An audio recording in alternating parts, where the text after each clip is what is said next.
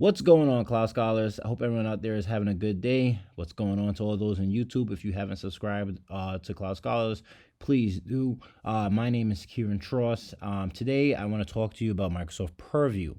So what I want to do is kind of just jump into a quick PowerPoint slide deck. It's only going to be about 2 slides, and then I want to go through Microsoft Purview in this video.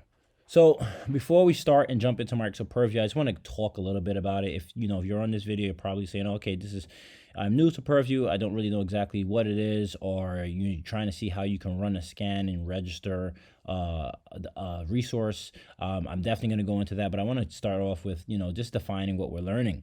So Microsoft Purview governance portal, right? So Microsoft Purview is a solution in the governance portal, provides a unified data governance service that helps you manage your on-premise, your multi-cloud, and your software as a service data. So if you look at the PowerPoint in front of you, you'll see that you have on-premise, cloud, and your SaaS applications. Microsoft Purview governance portal is really a part of 4 major functions, right? So you have your data catalog, right? Enables effortless data discovery. And then you have your data sharing, which that's in preview mode, but you can do some sharing within your environment. So if you want to share some stuff, you can share it securely with your environment, which you also would be able to put an expiration date of whoever you're sharing it with. The data estate insights, access data, and state health. And then you have your other part, which is your data policy, which is a set of central cloud-based experiences that help you provision access to data security at a scale. So what can you use Microsoft Purview for? So we're talking specifically Azure. You can use it for a ton of Azure resources. So you would do your Azure SQL servers, your Synapse. You can have your Power BI. You can also have your Azure SQL or Azure Storage, which I'm going to show you today. One of the reasons why you want to use Microsoft Purview is because you want to see if there's any personal identified information. And that's a lot of reasons why companies would use it, because, hey, if we're going to put something in the cloud, we want to make sure that, hey, if there's any data there, that we have the right security constraints around that data, and then also making sure that our staff isn't doing anything malicious or just, making any, silly mistakes. Right, so that's one of the reasons why you would want to use Microsoft Purview. It really helps you manage what's going on in your environment and keep track of all those different things. So this way you stay within compliance or whatever compliance you need to stay within. If you're in healthcare, it's HIPAA, finance, or whatever. You want to make sure you're staying within your compliance. So what's the objectives to today? So I have a storage account already created. It's called Cloud Scholars 349. Within this storage account, I have a container called customer info. And then within that container, I have 3 documents. So I have a document with fake names. It's a Word doc. And then I have another Word document with fake passport numbers. And then I have another document with fake names, fake addresses, fake numbers, et cetera, et cetera. So that's already provisioned. I'm going to show you the storage account when we get to the Azure portal. And then next, what I want to do is I want to register our storage account to Microsoft Purview. So I'm going to walk you through how to do that. I'm also going to talk about how to create the Microsoft Purview instance. I'm going to go through that as well. And then I'm going to talk about how we give permissions to our storage account. So Microsoft Purview isn't going to be able to see what's in that storage account. You have to give permissions. And I'm going to talk to you a little bit about, the different ways you could give permissions, whether it's, service principal, manage identity, or, access keys, etc. And then finally, once we're done doing those permissions, I'm going to show you how to run a scan and then also be able to see what's going on in that scan. So over at the Azure portal, what I want to do is I want to go to Microsoft Purview, which I have right up here. And I don't have any Purview accounts created at the moment. So what I'll do is I'm going to create a Microsoft Purview account.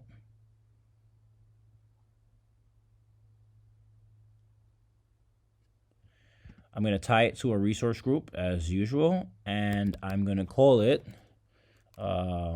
Purview Scholars. Now you can call it whatever you want to call it, and I'm going to go into kind of a best practice, not necessarily best practices, but you want to give it a name that it makes it easy identified based on your organization about what you're going to put in that Purview, those collections. Down here you'll see it says Manage Resource Group. It just creates one for you whenever you do Microsoft Purview. If you're worried about that, I would say don't, because if you delete that instance, that resource group will get deleted as well.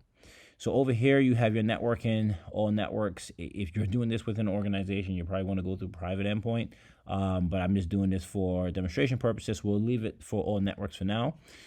Configuration, this is Kafka configurations. We're not going to do anything with this. Do not worry if you do not set this up right at this moment. You can set it up after your Purview instance has been configured. Tags, if you've seen any of my videos, I never really do tags. So I'll just leave it as that, review, and then we'll go ahead and we'll create.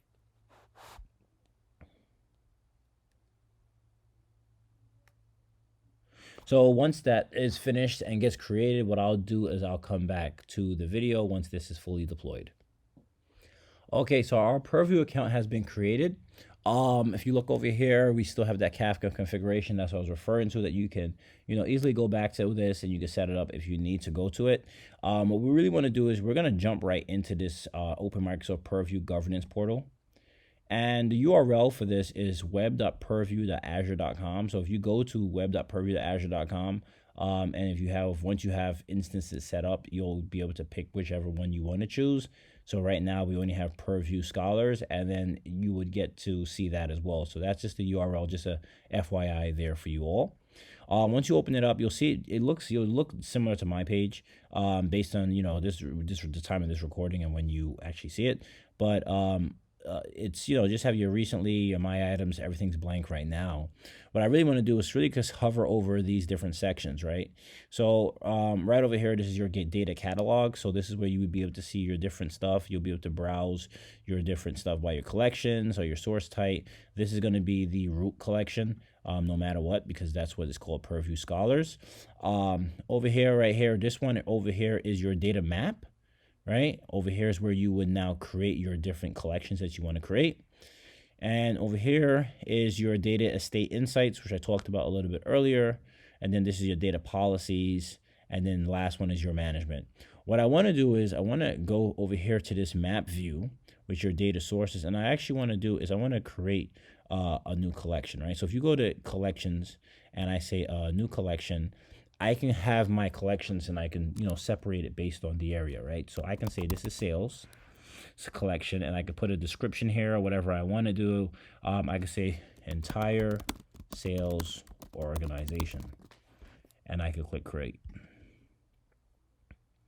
Right, and then I can do another collection within this one, and I can just do sales East Coast sales, East Coast team. And then what I can also do is I can do another one within here, a new collection, and then I can say West Coast sales, and then I'll click create. So once I come back up for here to sales Purview, I should say data sources, right? If you look here where it says Purview Scholars, because that's what we called this instance, if I click on it, you'll see that it starts dropping down and it gives me the sales. And then if I click on this one, I have my East Coast sales and my West Coast sales. And what I will tell you is it's really good to have your information this way, because what you'll do is you can give permissions to each one of these different collections. And whatever is data is mapped to these collections is what that person would have access to. So if you have a team on the West Coast and you're like, okay, I want you to manage what's going on there for those resources deployed in Azure on the West Coast sales team, right? I'm just throwing out a scenario out there. You can now do your grouping and say, okay, you only have access to this, you have access to this, and then you might have a manager have access to the sales because they want to have access to all this other stuff. And you can do it that way. So what I want to do is I'm going to come over here to this East Coast sales, and what I'll do is I'm going to register a data source, and the data source I'm going to register is this Azure Blob storage. So over here I'm going to click continue, and actually before I even get into that, let me jump over to show you the storage account. So I'm going to go to storage accounts. And if you noticed, when you created the Purview account, what happens is it creates a storage account associated with that Purview account. And you remember that resource group that showed up there as well.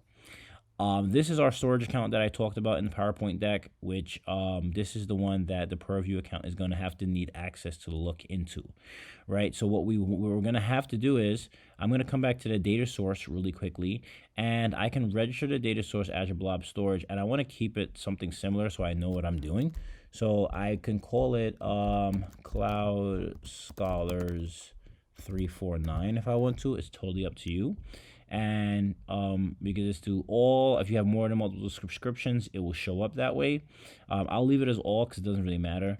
And then right here it's asking you which storage account because it's looking at the description. We already know it's our Cloud Scholars 349. And you see right here the collection, it gives you the relationship map for the collection. So we start off with the root, then we have sales, and this falls under East Coast sales. So I'm just actually going to do is click and then register. So you see right here our map now, our map view, you can see the Cloud Scholars 349 because this is saying, okay, this resource is a part of this collection. If I come up here to table view, you can see stuff is starting to populate there as well. So I'm going to come over here because I actually like the map view a little bit more. And we have a couple options here if I can zoom out without being ridiculous. All right, cool. We have this here, which we can do something if we want to edit anything. We have this area we could delete, and then we can have this area with view details.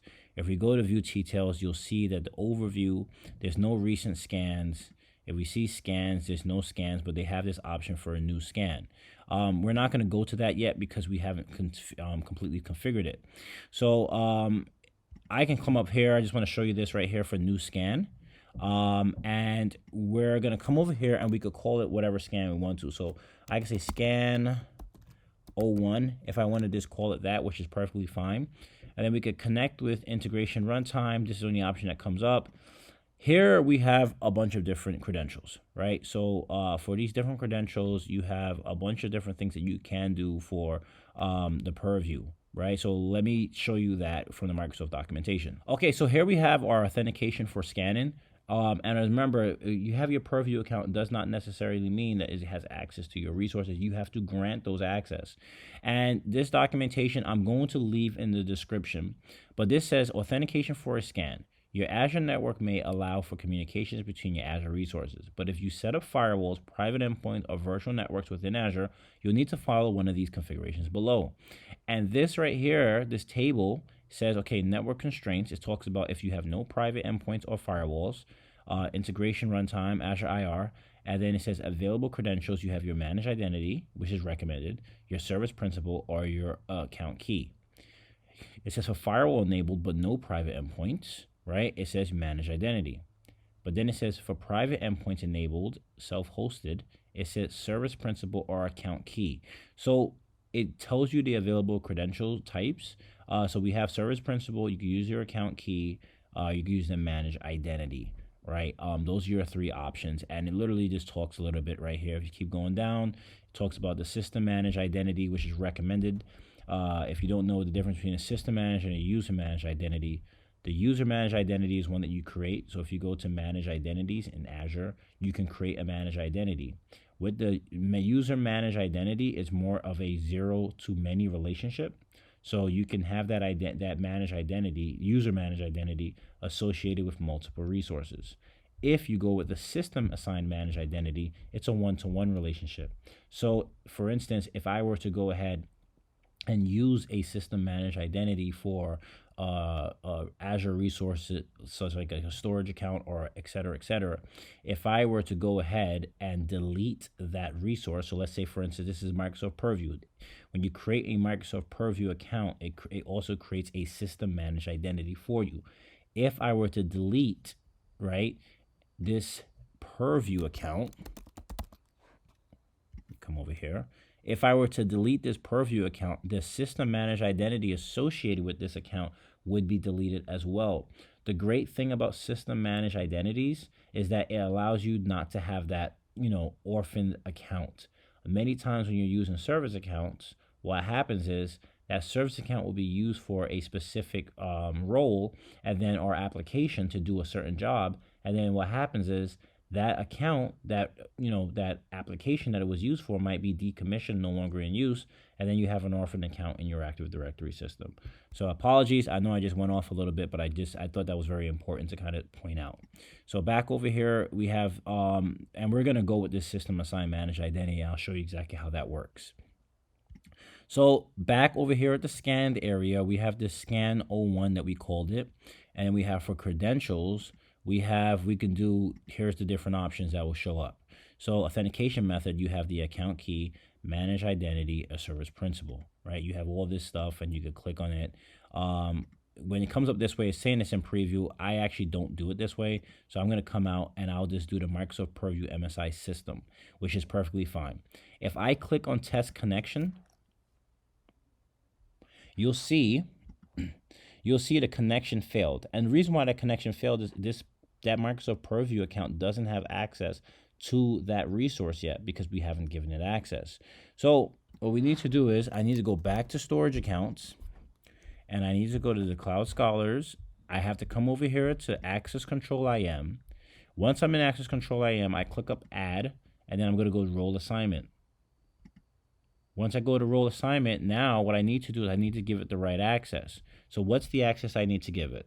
So back over at the Microsoft page, if you go a little bit further, and I'm in the Azure Blob storage, it says I need to give it a storage blob data reader access in order for it to work for the account. And I need to add that manage identity, that Microsoft Purview identity that's associated with it to there. So back over the roles, I'm just going to type in blob reader and see storage blob reader comes up. So that one's checked off. That's what I'm giving it access. Now then, who I'm giving it access to, I need to come down here to manage identity. I select members, and then what I'll do is I'll say, okay, it's telling me, okay, we have all system managed identities. We have one for a virtual machine and Microsoft Purview. I'm just going to click on all, so this way you can see what pop us up. And you see here, Purview Scholars. So I'm going to give that one access to read this storage account. And then what I'll do next is I'll click on next and I'll do conditional options. I don't need any conditional options here because we just want it to read and do its job. Next, review and assign. We're good to go. And once that runs, we're going to jump back over to our data source. So good, we're all set there. I'm going to go to data source, and what I'll do is I'm going to come back here and click test connections.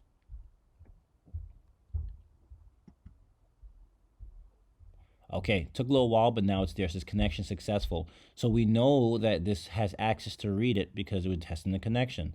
So once I click on continue, right, and now it says, okay, it's showing the Cloud Scholar storage, and then it's showing this blob, this container, which I talked to you about already, and it also says, okay, there's 3 files in here, right? And remember when I was showing you PowerPoint, I said we're going to have 3 files in there. It's going to be fake name, fake passport, I believe, and fake name number or something like that. But whatever, we know it's 3 Word documents in there. So that's good. So if I click on continue, this is here where it shows a select a scan rule set. Now, this is the Azure Storage System default for the scan rule set. You can go ahead and use that. You can do that. It will definitely work. Or we can create a new scan rule set. What I want to do is I want to show you view details, and it's going to let you know exactly what's in the scan rule set. So the name of it is Azure Storage. Data source type is Azure Blob, and these are the file types that's associated with it. Then down here we have our classification rules, which I'm going to go into that as well. It's on this side of the page. I didn't go into that yet, but I'll show you that as well. And you can see what for government, this is what shows up. It's there, passport number, identity card, all this other stuff. For financial, it's talking about ABA routing numbers and so on and so forth. And you have your personal, you have your base, you have all these other different things that can populate. I don't want to go ahead and use that, to be honest with you. I'm going to go to new scan rules school set, and I'm just going to say custom blob rules. We can leave it as that, or custom blob. Let's just do that. Custom blob. No, I'll leave it as rules. That's fine.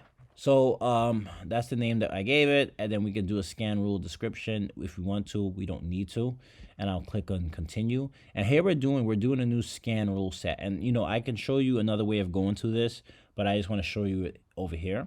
So we have the file types. You can check off, right, what you want as the purview to use, what kind of files to look at. But we can leave all this on, honestly, and it doesn't hurt. And then we just click on continue. So here we have our system rules. We have our government, so it's just looking at, Australia medical account numbers. If you keep going down, it's going to get to the United States, and so on and so forth. So we can leave this on. We could check some of this off because we don't need all this. We can if we want to. And we can leave some on. So I'll just leave to check those off. For financial, are we really running anything for credit cards? I can take this off and say, okay, I only want U.S. banking accounts.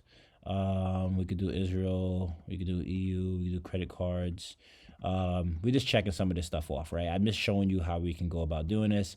I'll leave everything here for personal. And then for security, I'm not doing anything with passwords, so we can take that off. And then now we have our custom rules. So I'll just click on continue. I'm not doing any patterns to exclude or anything like that. And I'll click on create.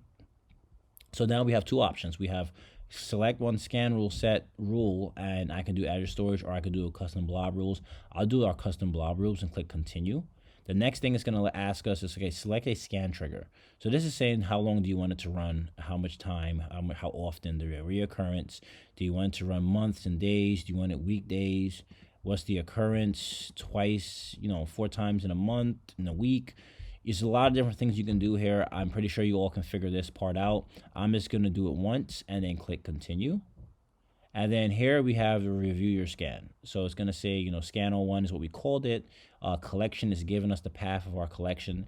It's type manage identity. Over here would have been different if we chose one of the other authentication types. And then scan scope, we're doing full custom blob rules immediately, or I'm doing it only once. So I'm going to save and run. So that's running at the moment. And what I want to do is, while that's running, we can come here and I can click view details. So see, if I do view details, it says last run status is queued.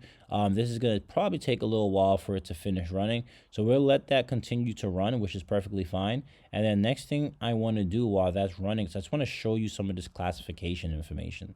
So here you have your classification information here that you saw. If you come to custom, you can do a new classification information if you wanted to, and go ahead and you can do that. Then you have your classification rules, right? Over here you have your ABA route in, you have all this other stuff here that's showing up here. And then over here you have your scan rule sets, right? So this was the one that came up originally. These are the stuff that's out of the box. Over here, let's say if I click on update, you can update it if you want to go ahead and do that. And then over here at custom, here's our custom rule. This is our custom blob rule that we just created as well. That's showing up here and with the time it was created. So, I'm going to let this run in the meantime. And then once this finishes running, then we'll be able to take a look and see, what kind of information is populated for us, and if it was able to, categorize any of those Word documents by any of the classification rules that we have in place. So, all right, so our scan has completed.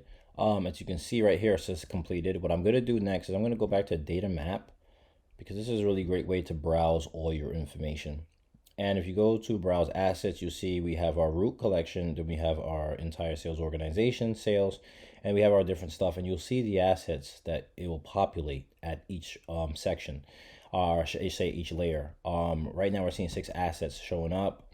And if we click here, we see there are our name of our documents, right? So we have, this is our blob container, this is a storage account, this is a Cloud Scholars, blob storage. We have our fake name, numbers, and so on and so forth. So if I click on it, right, you'll see the classifications. It says EU passport number, Finland passport number, and so on and so forth. And remember, this says passports, so that's good. It should state that, right? Those are saying that, hey, those classifications have come up on it. If I come over here to fake names, let's see if it has any classifications that come up in here. Nothing really showed up for this one. And then if you go to fake names, address, and numbers, we're not seeing anything that shows up here as well. So I mean, sometimes it will pull information. I probably just went a little bit too fake with the information that was in that Word document, but that's pretty much the gist of it. That's how you go ahead and you run a scan, and you register a resource. Just a key point I want to put out there: each resource, the registration can be a little bit different.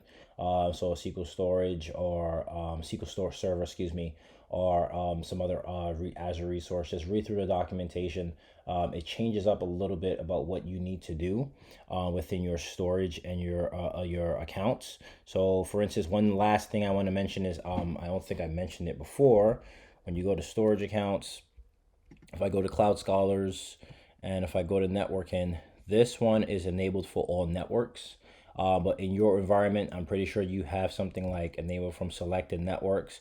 Just make sure that you have this exception on, right? You're always going to have this exception, even if you go to a SQL server or any of the others. You want to make sure the exception is allow Azure services untrusted services list to access this storage account in order for that to work. Obviously, this is a lab, basically, for demonstration purposes. So enable from all networks doesn't really matter for me. I don't have anything in here that I am scared of it getting compromised. But for you all, you'll be using enabled from virtual networks and IPs for your internal subnets, or you probably be doing private endpoints. So just want to put that out there. So I hope that the information in this video was beneficial. Please, if you haven't done so already, please smash like and subscribe. I really appreciate if you share it as well. Please leave a comment in the comment section. Let me know what your thoughts are on the video, or if there's something you're trying to do in Microsoft Purview that you're not really sure about. I get tons of questions all the time, and I try my best to answer all of them. I'm pretty sure I have answered all of them. This page is still pretty pretty new. But yeah, so please subscribe if you haven't done so already. You already know the goal here for me is to get you from scholar to consultant and from consultant to expert. Thank you, and see you next time.